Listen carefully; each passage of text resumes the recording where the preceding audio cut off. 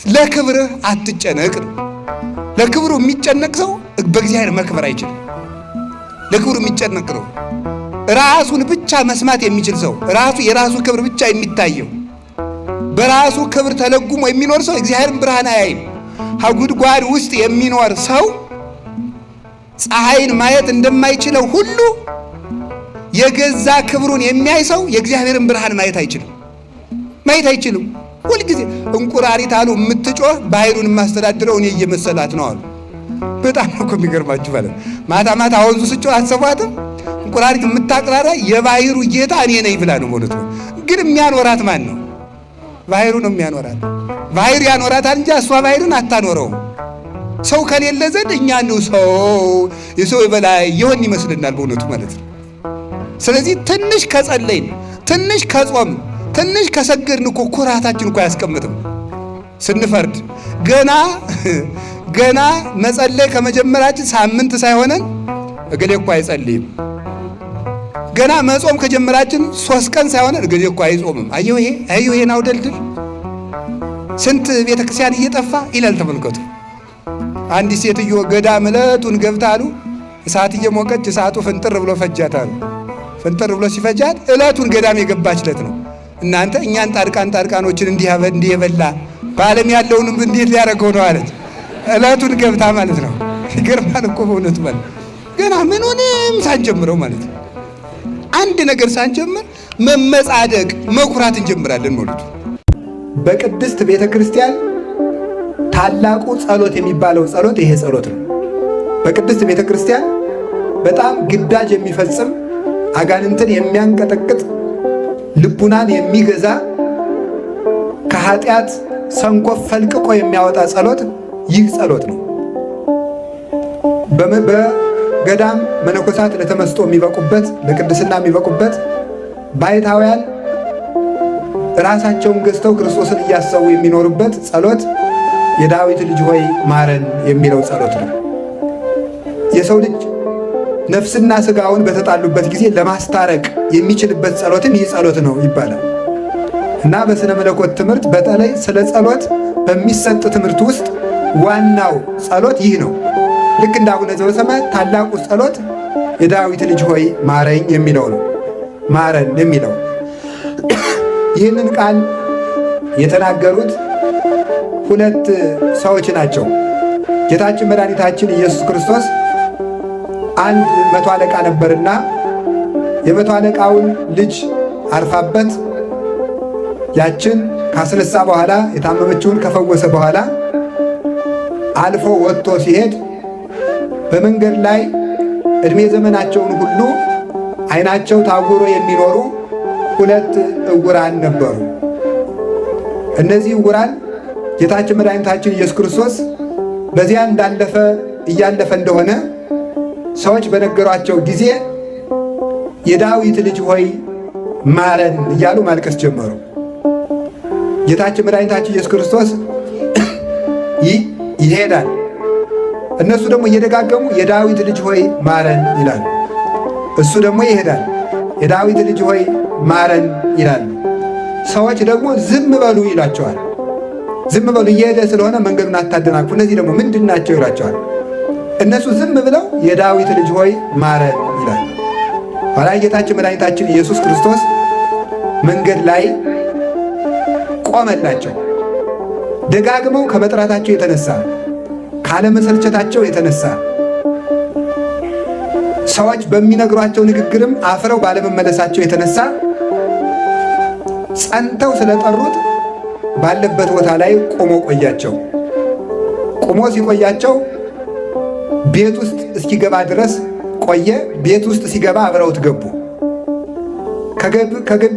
ቤት ውስጥ ከገቡ በኋላ እንዲህ የሚል ጥያቄ ጠየቃቸው።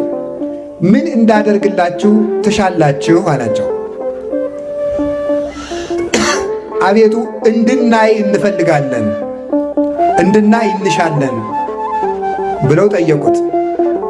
እርሱም ምን አላቸው? ይህንን ማድረግ እንዲቻለኝ ታምናላችሁን አላቸው። ይህንን ማድረግ እንዲቻለኝ ታምናላችሁን አላቸው። አዎን እናምናለን አሉት። ያን ጊዜ ዓይናቸውን አበራላቸው።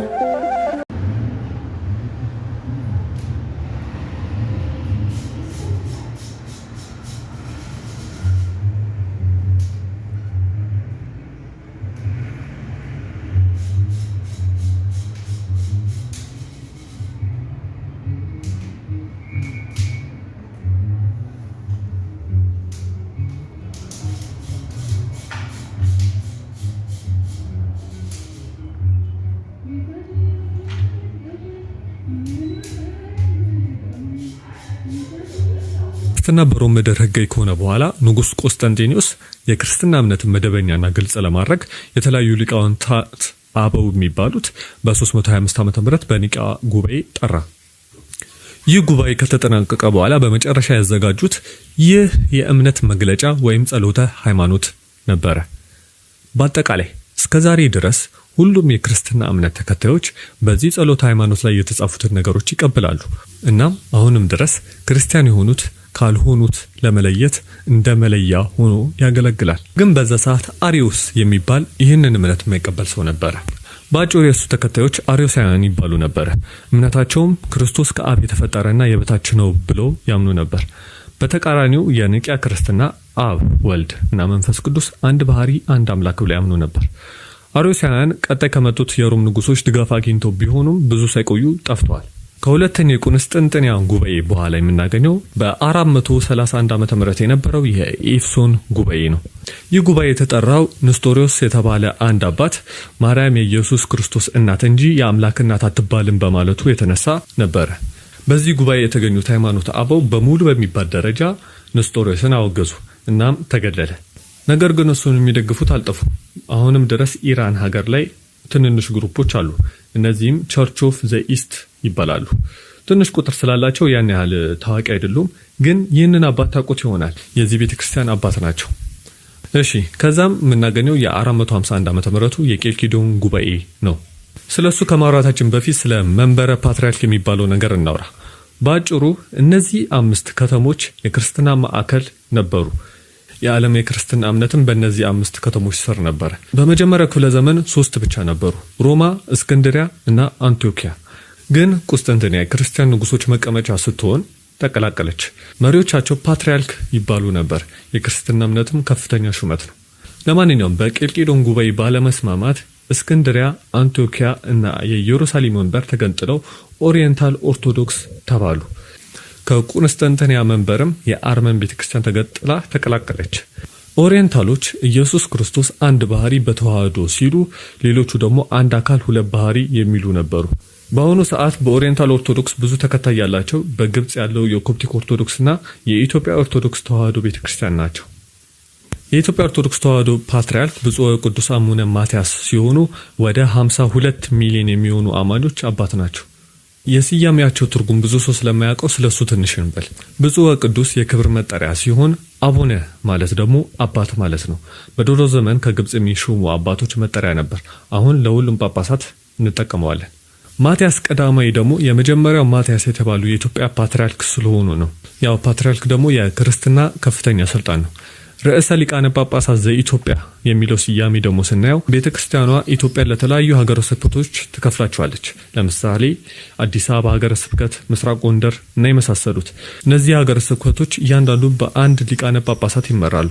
የእነዚህ የሁሉም ሀገረ ስብከቶች ሊቀ ጳጳስ የበላይ አካል ብፁዕነታቸው ስለሆኑ ነው ርዕሰ ሊቃነ ጳጳሳት ዘኢትዮጵያ የሚባሉት። ሊቀ ጳጳስ ዘአክሱም የሚባሉበት ምክንያት ደግሞ በዓለም ያሉ ጥንታዊ ቤተክርስቲያናት የበላይ ሀገረ ስብከት አላቸው። ለምሳሌ ሩሲያ ኦርቶዶክስ ሞስኮ፣ የኮፕቲክ እስክንድሪያ፣ የካቶሊክ ሮማ እና የመሳሰሉት። የኢትዮጵያ ደግሞ አክሱም ነው። እንደ ሌላው ሀገረ ስብከት የሚመራው በሊቀ ጳጳስ ሲሆን ግን ለየት የሚያደርገው ሊቀ ጳጳሱ ሁሌ የአገሩ ፓትርያርክ መሆን አለባቸው። ለዛም ነው ይህ ስያሜ ያላቸው። በመጨረሻ የምናገኘው እጨጌ ዘመንበረ ተክለ ሃይማኖት የሚለው ስያሜ ሲሆን ትርጉሙም በድሮ ዘመን በግብጽ አባቶች ጎን ለጎን የሚሰሩ የቤተ ክርስቲያኗ አስተዳዳሪዎች ነበሩ። የመጀመሪያውም አባት አባ ተክለ ሃይማኖት ነበረ። ከዛም በኋላ ኦፊሻል ስራ ሆኖ ስለቀጠለና የዚህ ስራ ባለቤት ፓትርያርኩ ስለሆነ ነው ይህ ስያሜ የተሰጣቸው። ወደ መንበረ ፓትርያርኩ ስንመለስ በ650 ዓመተ ምህረት አካባቢ አሌክሳንድሪያ፣ አንቲዮኪያና ኢየሩሳሌም በእስልምና ስር ወደቁ። መንበሩም በክርስትና ዓለም ያለው ኢንፍሉዌንስ ቀነሰ። በታላቅነትም ሮማና ቆስጠንጢንያ መንበር ቀሩ። በዛም ምክንያት የስልጣን ሽኩቻ የሚመስል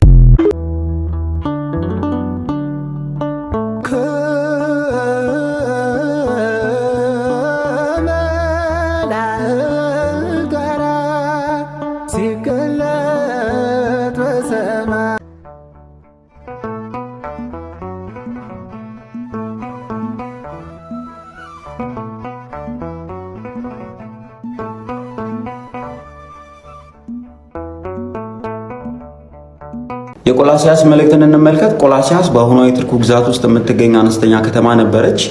ወንጌል የተሰበከላቸው ደግሞ ኤጲፋራ በተባለ ሰው ነው። ይህ ሰው ጳውሎስ 3 ዓመት ኤፌሶን ተቀምጦ ወንጌልን በሚያስተምርበት ጊዜ ከጳውሎስ ወንጌል ሰምቶ ወደ ሀገሩ ሄዶ ለቆላሲያስ ሰዎች ወንጌልን አስተምሯቸዋል። ጳውሎስ ይህንን መልእክት የጻፈው ሮም እስር ቤት ውስጥ ሆኖ ነው።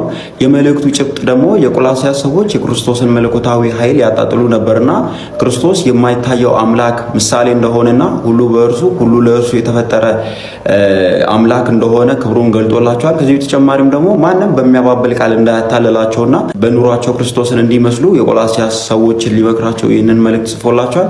እናንተ ደግሞ ቀረ የምትሉት ነገር ካለ በኮሜንት ሴክሽን አስፍሩ። ፎሎ ማድረጉን እንዳረሱ። ዛሬ የኤፌሶን መልእክትን እንመለከታለን። ለቪዲዮ አዲስ የሆናችሁ ሰሞኑን የሐዲስ ኪዳን መጽሐፍቶችን ሪቪው እያደረግን እንገኛለን። ከመጀመሪያው ጀምሮ መመልከት የምትፈልጉ ገብታችሁ ከማቴዎስ ወንጌል ጀምሮ መመልከት ትችላላችሁ። ወደ ኤፌሶን መልእክት ስንመለስ የኤፌሶን መልእክትን የጻፈው ሐዋርያው ቅዱስ ጳውሎስ ነው። ስለ መልእክቱ ከመመልከታችን በፊት ግን ስለ ከተማዋ ልንገራችሁ። ኤፌሶን በዛሬዋ በቱርክ ግዛት ውስጥ ትገኝ የነበረች ከተማ ነች። ከተማዋ የንግድ ከተማ እንደመሆኗ በወቅቱ ወደ 300,000 ሰው በከተማ ውስጥ ይኖር ነበረ። ከዚህ በተጨማሪም ደግሞ 30,000 ሰው መያዝ የሚችል ስቴዲየምም ነበራት። እንደዚሁም አርጤም ስለተባለች ጣዖት ደግሞ የተሰራ ግዙፍ ቤተ መቅደስም ነበራት። ይህ ቤተ መቅደስ 120 የእብነበረድ ምሰሶዎች ነበሩት። በዚህ መሰረት ከተማዋ ለቤተ መቅደሱ የሚሆኑ ንዋያቶች ስለሚሸጡባት ከፍተኛ የንግድ እንቅስቃሴ ነበረባት። ወደ መልእክቱ ስንመለስ ይህ መልእክት የተጻፈው በሐዋርያው ቅዱስ ጳውሎስ ነው። ሐዋርያው ቅዱስ ጳውሎስ ይህንን መልእክት የጻፈው ሮም እስር ቤት ውስጥ ሆኖ ነው። ይህንን መልእክት የጻፈው ደግሞ እንደ ገላትያና እንደ ቆሮንቶስ የተለየ ችግር ወይም ደግሞ የሐሰት ትምህርቶችን ለመቃወም አይደለም። ይልቁንም አማኞች በክርስቶስ ያላቸውን ሰማያዊ ስልጣንና በረከት እንዲገነዘቡ እንደዚሁም በመካከላቸው ያለውን አንድነትን ለማጠንከር ነው። ይኸው በአሕዛብና በአይሁዳውያን መካከል የነበረው የመለያየት ግድግዳ መፍረሱንም በደንብ የሚያስገነዝብ ነው። በዚህ መጽሐፍ ውስጥ በሐዋርያትና በነቢያት መሰረት ላይ ታነጻችኋል የሚል ጥቅስ ታገኛላችሁ። ሐዋርያው ቅዱስ ጳውሎስ ይህንን ያለበት ምክንያት በኤፌሶን ከተማ የተሰራው የአርጤምስ ቤተ መቅደስ መሰረቱ እጅግ ጥልቅ ነበርና የአርጤምስ አማኞች በዚህ ቤተ መቅደስ ይኩራሩ ነበረ። በዚህ መሰረት ጳውሎስ ክርስቲያኖችን እናንተ ግን በሐዋርያትና በነቢያት መሰረት ላይ ታነጻችኋል፣ የማዕዘኑም ራስ ክርስቶስ ነው ያለ ከአርጤምስ ቤተ መቅደስና ከአምልኳ ክርስቲያኖች እንደሚበልጡ አስገንዝበዋል። እናንተ ደግሞ ቀረ የምትሉት ነገር ካለ በኮሜንት ሴክሽን አስፍሩ። ፎሎ ማድረጉን እንዳረሱ። ስለ ፊልጵስዩስ መልእክት እንመልከት። ስለ ፊልጵስዩስ መልእክት ከመመልከታችን በፊት ስለ ከተማዋ ጥቂት ልንገራችሁ። ፊልጵስዩስ በመቄዶንያ አውራጃ በግሪክ የምትገኝ ከተማ ናት። ከተማዋ ስያሜውን ያገኘችው በታላቁ እስክንድር በአሌክሳንደር ዘግሬት አባት በፊልጶስ ስም ነው። እሱ ነው ከተማዋን የመሰረታት። ፊልጵስዩስ ከሮም ተነስቶ ምስራቁን በሚያገናኘው መንገድ ላይ የተመሰረተች ከተማ ናት። ይቺ ከተማ ልዩ የሚያደርጋት ከአውሮፓ የመጀመሪያ ወንጌልን የሰማች ከተማ ናት። ወደ መልእክቱ ስንመለስ ጳውሎስ ነው መልእክቱን የጻፈው። ጳውሎስ ይህንን መልእክት ሲጽፍ በሮም እስር ቤት ውስጥ ሆኖ ነው መልእክቱን የጻፈው። የመልእክቱ ዓላማ ደግሞ የፊልጵስዩስ ክርስቲያኖች ጳውሎስ በታሰረበት ጊዜ እርዳታ ስለላኩለት እነሱን ለማመስገን ነው። ከዚህ በተጨማሪም ደግሞ ጳውሎስን እንዲረዳው የላኩት አፍሮዲጡ የተባለ ልጅ ታሞ ነበርና ክርስቲያኖቹ በዚህ ምክንያት ተጨንቀው ስለነበረ ጳውሎስ ልጁ እንደተሻለውና ወደ እነሱ እየመጣ እንደሆነ ለማስረዳት ነው ይህንን መልእክት የላከው። ይህ መልእክት የደስታ መልእክት ተብሎ ይታወቃል። ከ16 ጊዜ በላይ ደስ ይበላችሁ ተብሎ ተጠቅሷል።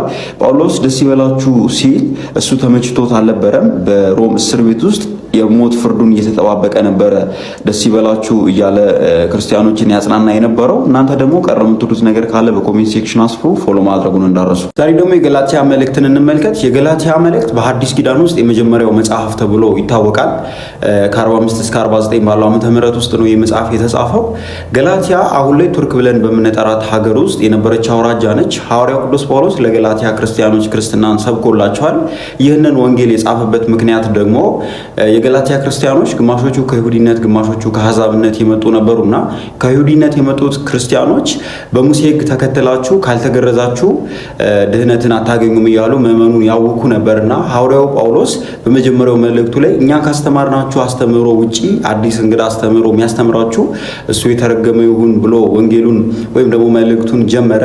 ቀጥሎም ወንጌል በሐዲስ ኪዳን ውስጥ ብልጫ እንዳለውና ከሕግ በላይ እንደሆነ አስተማረ። ከዚህ በተጨማሪም ደግሞ በሐዲስ ኪዳን ውስጥ ዋናው የእምነት መሰረት በክርስቶስ ኢየሱስ ማመን እንደሆነ በመጽሐፍ ውስጥ ጽፎላችኋል። እናንተ ደግሞ ቀረ የምትሉት ነገር ካለ ወይም ደግሞ በዚህኛው የወንጌል ክፍል የምትወዱትን ጥቅስ በኮሜንት ሴክሽን አስፍሩ። ፎሎ ማድረጉን እንዳትረሱ። እግዚአብሔርን ከማይፈራ አስመሳይ ጻድቅ እግዚአብሔርን የሚፈራ ኃጢአተኛ ይሻላል። እርግጠኛ ሆኜ ነው የምነግራችሁ። ዳዊት ኃጢአት የወረሰው ሰው ነበር። እውነት ለመናገር ደጋግሞ በዝሙት የሚወድቅ ግን ማንን ይፈራ ነበር? እግዚአብሔርን ይፈራው ነበር። ወዲያው ኃጢአት ሰርቶ ጨንገር እንዳነሱበት ብላቴና አይኑ ብክን ብክን ብሎ ያለቅስ ነበር። እግዚአብሔርን ይፈራው ነበር። አንዳንድ ሰዎች ግን ተጠንቅቀው ነዋሪዎች ናቸው። ልባቸው ግን ከአንበሳ ይልቅ ይመራል፣ ደንዳና ነው። ከአንደበታቸው የሚወጣው ቃል ድንግጥ ያደርገኛል። እገሌ ሞተ ሲባል አሽሮታል እንኳን ደፋው ሲል ልቤ ስንጥቅ ይላል። እውነቴን የምነግራችሁ አይባልም እንደዚህ። ምን አባቱን ጆሮውን ቢለው ኑሮ ይላል። ነውር ነው። እንደዚህ ያለ የአውሬ ልብ ነው። በፍጹም በጠላትህ ሞት ደስ አይበልህ፣ ቀን የሚያመጣውን አታውቅምና። ሰሎሞን እንደዚህ ያለ በጠላትህ ሞት እንኳን አትደሰት፣ ቀን ጥሎ አንተም ትሞታለህ። ልበ ደንዳና አለመሆን፣ እግዚአብሔርን መፍራት ማለት እንደው ትልቅ ነገር እንኳን አለመናገር። ትልቅ ነገር ልብ አፍን ይገልጣል። ከልብ ሞልቶ የተረፈውን አፍ ይናገራል። ጌታ ኢየሱስ ክርስቶስን ከተከተሉት ከ12 ሐዋርያት መካከል 11ዱ ሰማዕትነትን ተቀብለው ነበር የሞቱት። ከ12ቱ መካከል አንዱ ቅዱስ ዮሐንስ ግን ሰማዕትነትን ሳይቀበል ነበር የሞተው ወይም ደግሞ የተሰወረው። ጌታ ኢየሱስ ክርስቶስ ካረገ በኋላ ወንጌላዊ ዮሐንስ በኢየሩሳሌም አካባቢ ነበር ክርስትናን ሲያስተምር የነበረው። በኋላ ላይም ወደ ኤፌሶን ዛሬ ላይ ቱርክ ብለን የምንጠራት አካባቢ ይሄድና ክርስትናን ማስተማር ይጀምራል። በዛም ሳለ ነበር ወንጌሉን እና ሶስቱን መልእክታቱን የጻፈው። በኋላ ላይ የሮማ ኢምፓየር ገዢ የነበረው ዶማሽያ ክርስቲያኖችን በሚያሰደድበት ሰዓት ላይ ወንጌላዊ ዮሐንስንም ፍጥሞ ወደምትባል ወደ ግሪክ ደሴት ወደ ግዞት ይወስዶና በዛ በፍጥሞ ደሴት ያስሯል። ዮሐንስም በፍጥሞ ደሴት ሳለ ራዕየ ዮሐንስን እንደጻፈ ይታመናል። በኋላ ላይ ዶማሻ የተባለው የሮማ ኢምፓየር ገዢ ሲሞት ኔርቫ የተባለው ገዢ ሲመጣ ቅዱስ ዮሐንስ ከፍጥሞ ወደ ኤፌሶን ይመለስና በኤፌሶን ሳለ እስከ እርጅናው ዘመን ድረስ በዛ ሲያስተምር እንደነበረ በሌሎች አብያተ ክርስቲያናት ዘንድ ይታመናል። በኢትዮጵያ ኦርቶዶክስ ተዋሕዶ ቤተክርስቲያን ውስጥ ግን ያለው አስተምህሮ ከዛ የተለየ ነው። ወንጌላዊ ዮሐንስ በፍጥሞ ደሴት ሳለ ነበረ የተሰወረው የሚል እምነት አለ። በሌሎቹ አብያተ ክርስቲያናት በኢስተርን ኦርቶዶክስ፣ በኦሪየንታል ኦርቶዶክስ እና በካቶሊክ ቤተክርስቲያን ውስጥ ያለው አስተምህሮ ግን ቅዱስ ዮሐንስ ከፍጥሞ ከተመለሰ በኋላ በኤፌሶን እስከ እርጅናው ድረስ እያስተማረ እንደኖረ እና በዛ እንደሞተ ያምናሉ። ነገር ግን አንድ ጥርጣሬ ውስጥ የሚከታቸው ነገር አለ። የቅዱስ ዮሐንስን አስክሬን ሊያገኙት አልቻሉ እና ይሄ አስክሬኑን አለማግኘታቸው ቅዱስ ዮሐንስ ሞቷል ወይም ደግሞ አልሞተም የሚለው ጥርጣሬ ውስጥ እንዲከቱ አድርጓቸዋል። ቅዱስ ዮሐንስ ተቀብሮበት የነበረው አካባቢው በጣም መዓዛ የነበረውና አፈሩም ደግሞ ብዙ ሰዎችን የሚፈውስ ስለነበረ ቅዱስ ዮሐንስ ተሰውሯል የሚል ጥርጣሬ ውስጥ እንዲከቱ አድርጓቸዋል። ነገር ግን በብዙሃኑ ዘንድ የሚታመነው በዛው ሳለ ነበር የሞተው የሚለውን በደንብ ነው የሚያስተምሩበት። በኢትዮጵያ ኦርቶዶክስ ተዋሕዶ ቤተክርስቲያን ውስጥ ያለው አስተምህሮ ግን መነሻ የሚሆነው በማርቆስ ወንጌል ምዕራፍ 9 ላይ ጌታ ኢየሱስ ክርስቶስ ከዚህ ከቆሙት መካከል ሞትን የማይቀምሱ አሉ የሚል ስላለ የተነገረው ደግሞ ለቅዱስ ዮሐንስ ነው የሚል አንድምታ ስላለ ቅዱስ ዮሐንስ እንደነ ኤልያስና ሄኖክ ሁሉ ሞትን አልቀመሰም የሚለውን የኢትዮጵያ ኦርቶዶክስ ተዋሕዶ ቤተክርስቲያን በጽኑ ታምነዋለች። እናንተ ደግሞ ስለ ቅዱስ ዮሐንስ አሟሟት ዙሪያ ያላችሁን ሐሳብ በኮሜንት ሴክሽን አሳውቁኝ። ፎሎ